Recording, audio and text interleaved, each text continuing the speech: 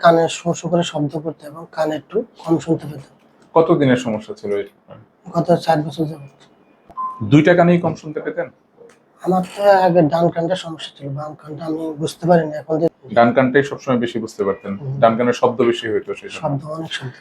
কাদের ভাইয়ের বয়স হচ্ছে 33। আপনি কোন দেশে থাকেন জানো? মালয়েশিয়া।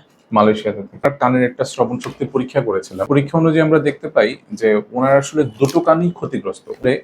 কানের শোনার জন্য 3টা হাড় রেসপন্সিবল। এটা হচ্ছে একটা কানের ডিজাইন। এটা একটা হাড্ডি, এটা একটা হাড্ডি, এটা একটা হাড্ডি। এই 3টা হাড্ডির মধ্যে ওনার যে রোগটা আমরা ধারণা করছিলাম সেটা হচ্ছে এই 2টা হাড্ডির নড়াচড়া ঠিক ছিল, কিন্তু এই যে ভিতরের হাড্ডিটা সেটা নড়ছিল না, যার কারণে এটা অনেকটা কানের টেস্টের রিপোর্ট অনুযায়ী আমরা ধারণা করি। অপারেশন টেবিলে নেওয়ার আগ পর্যন্ত রোগটা সম্পর্কে শুধু ধারণা পাওয়া যায়। আমরা বিভিন্ন ধরনের পরীক্ষা নিরীক্ষা করে কান চেক করে জাস্ট ধারণা নেই যে এই রোগটা হওয়ার সম্ভাবনা আছে, কিন্তু কনফার্ম বলা যায় না। এটা শুধুমাত্র কনফার্ম হয় অপারেশনের টেবিলে। জি ওনার অপারেশনের আজকে 20তম দিন। আপনি এখন কেমন শুনতে পান মনে হয়? জি, আলহামদুলিল্লাহ মোটামুটি ভালো শুনতে। আমি একটু মুখ ঢেকে ওনাকে কিছু প্রশ্ন করব। সাধারণত যারা কানে কম শুনতে পায় তাদের একটা অভ্যস্ততা হচ্ছে তারা ঠোঁটের মুভমেন্ট দেখে কথা বোঝার চেষ্টা করে। আমি জন্য এখন ঠোঁট আমার মুখ ঢেকে ওনাকে কিছু প্রশ্ন করব, চেক করবো যে উনি আসলে কতটুকু শুনতে পায়। আপনার নামটা বলেন। আব্দুল কাদের। বাড়ি কোথায়? কুমিল্লা। বয়স কত? 33। আপনার বাবার নাম কি? আবুল খায়ের। প্রত্যেকটা প্রশ্নের উত্তর উনি ঠিকভাবে দিতে পেরেছে। ওনার ডান কানটা অপারেশন হয়েছে, উনি এখন ডান কানে আলহামদুলিল্লাহ অনেকটাই ভালো শুনতে পাচ্ছেন। আপনি এমনিতে কেমন ফিল করতেছেন এখন? আমি অনেক বেটার ফিল করতেছি। অনেক বেটার ফিল করতেছেন। বাম কানে আপনার এখন কি প্রবলেম ফিল করতেছেন? বাম কানে এখন, ডান কানটা একটু ক্লিয়ার, মানে বাম কানটা একটু বন্ধ বন্ধ লাগতেছে। আচ্ছা, আগে ওনার 2টা কানেই প্রবলেম ছিল। ডান কানে শো শো শব্দ করতে বেশি, এই কারণে কষ্ট হতো। এখন আপনার এই শো শো শব্দের পরিমাণ কিরকম?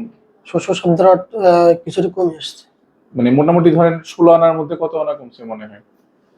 অনেকটাই কমে গেছে। অনেকটাই কমে গেছে। এই ধরনের রোগে সাধারণত রোগীদের কানের মধ্যে শোষ থাকে, কানের কম শুনতে পায়, কিন্তু রোগীর কানের পর্দা ভালো থাকে। এই জন্যই সাধারণত বলা হয় যে কানের সমস্যা যদি আপনি আক্রান্ত হন, অবশ্যই আপনি একজন নাক কান গলার ডাক্তার দেখাবেন, কানের পরীক্ষা করে নেবেন। না দেখিয়ে, পরীক্ষা না করে কোনো রকম সিদ্ধান্ত নেওয়া যায় না। ঠিক আছে? তো যাই হোক, উনি আবার বিদেশে চলে যাবেন, তাই না? যাচ্ছেন তো 29 তারিখে।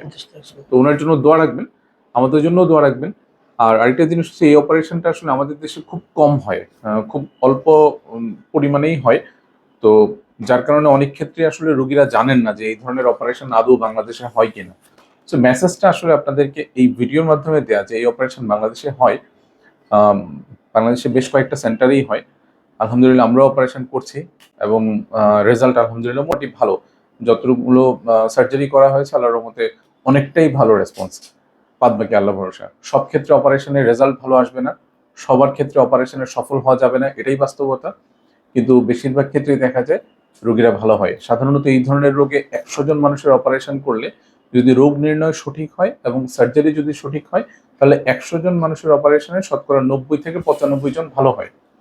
কোনো কোনো রোগীর ক্ষেত্রে শ্রবণ শক্তি কমারও সম্ভাবনা থাকে, সেটা হয়তো 1 থেকে 2 ভাগ ক্ষেত্রে। কিন্তু যদি অপারেশন করা না হয়, তাহলে দিন যত যাবে এই শ্রবণ শক্তির পরিমাণটা আরো খারাপ হবে। তখন আসলে সার্জারি করেও কোনো রেজাল্ট পাওয়া যাবে না।